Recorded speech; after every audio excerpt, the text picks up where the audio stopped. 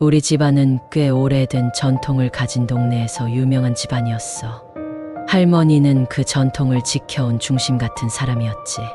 언제나 가족을 다독이고 웃음으로 집을 채워주던 분이셨거든. 하지만 할머니가 돌아가시면서 모든 게 달라졌어. 그분이 세상을 떠나고 난 후 이른 아침부터 삼촌들과 큰 아빠가 집에 모이더라. 할머니가 남긴 유산 문제 때문이었지. 전혀 예상 못했던 사건이었어. 우리 할머니는 그리 큰 재산을 가지신 분이 아니었거든. 그런데 엄마가 방을 정리하다가 발견된 건 낡은 나무 상자 하나.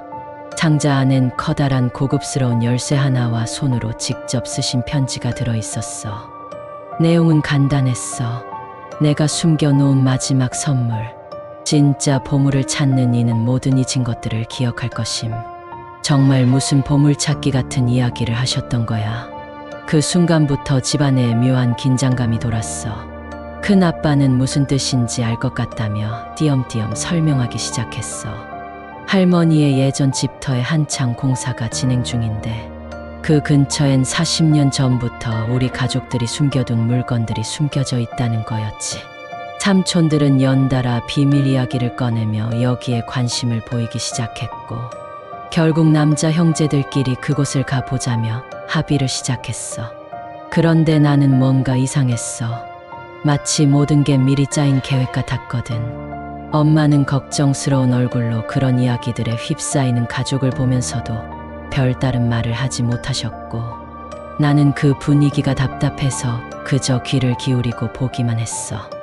며칠 후가 돼서야 결국 우리는 그 열쇠와 편지를 들고 그 오래된 집터에 갔어.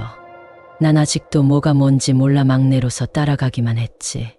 폐허 같은 집터 아래에서 형제들은 삽질을 시작했어. 뭐든 찾으려는 의욕으로 뭔가를 캐내는 소리가 깊어졌지. 그러다가 한참을 파던 중에 오래된 상자 같은 게 하나 드러났어. 모두가 숨죽이고 그걸 열었지. 안에는 황금빛 요새 같은 장식물과 함께 세상에 없는 무늬들을 가진 진귀한 물건들이 가득했어. 전혀 믿기지 않을 만큼 화려했지. 그런데 이상한 건 할머니가 남겼던 편지 내용과 지금 상황이 맞물리지 않았다는 거야.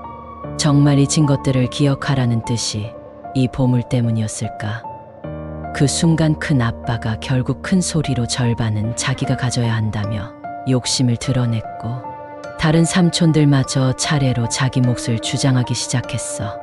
점점 분위기가 험악해지더니 나중엔 서로 다투고 밀치는 싸움으로 번졌어. 나는 너무 무서워서 구석에 웅크리고 있었지. 그러다 큰 소리로 할머니 뜻은 이게 아니라고 외치고 싶었는데 말문이 막혀서 못했어. 그리고 그 순간 땅에서 무언가 흔들리는 소리가 났어. 모두가 싸움을 멈추고 주위를 둘러봤지. 땅에서 깊은 울리는 소리와 함께 진동이 퍼지더니 우리가 파헤친 구멍에서 검고 차가운 바람이 스멀스멀 올라오기 시작했어. 그 바람 속에서 아주 희미한 목소리가 들렸어. 내 뜻을 잊었구나. 가족이라더니 할머니 목소리였어. 모두 얼굴이 하얘질 만큼 겁에 질려 아무 말도 못했지. 그 순간 바람이 거세지더니 우리가 발견한 보물들이 하나둘씩 먼지처럼 사라지기 시작했어. 금빛 장식도 화려한 물건들도 순식간에 흔적 없이 사라졌고 대신 땅속에서 길게 뻗어난 검은 손 같은 그림자가 형제들의 발목을 붙잡는 거야. 가족을 잊고 욕심만 남긴 자. 여기서 떠나지 못하리라. 동일한 목소리가 다시 또렷이 들리자 삼촌들과 큰아빠는 몸부림치며 소리쳤지만 그림자는 점점 그들을 땅속으로 끌어내리고 있었어. 나는 몸이 얼어붙어 아무 소리도 제대로 지르지 못한 채 그 장면을 바라보고 있었어. 결국 삼촌들과 큰아빠는 땅속으로 완전히 사라졌고 모든 건 순식간에 고요해졌지. 난 온몸이 떨리고 다리가 풀려서 그대로 땅에 주저앉았어. 그때 희미한 빛이 어둠 속에서 떠오르더라.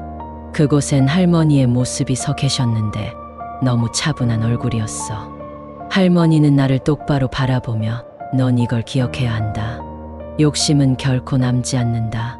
가족은 사랑이 있을 때만 가족이다라고 말하더니 천천히 사라지셨어. 나는 땅바닥에 혼자 남아 오래도록 움직일 수 없었어. 그 뒤로 집안은 조용해졌지만 나는 여전히 그날의 검은 그림자와 할머니의 목소리가 머릿속에서 떠나질 않아. 그리고 이상하게도 그날 이후 가족들 사진 속에서 삼촌들과 큰 아빠의 모습이 하나둘 흐릿해지더니 몇 달 만에 완전히 사라져 버렸어. 마치 그들은 처음부터 존재하지 않았던 사람들처럼. 그 후로도 난 그날의 일이 정말 현실이었는지 아니면 꿈이었는지 헷갈렸어. 하지만 사진 속 삼촌들과 큰 아빠의 흔적이 사라지는 걸 본 순간 그건 꿈이 아닐 거란 걸 깨닫게 됐지. 더 이상 그들의 이름을 부르는 사람도 없었고 마치 그들은 집안의 기록조차 남기지 않은 채 증발한 느낌이었어.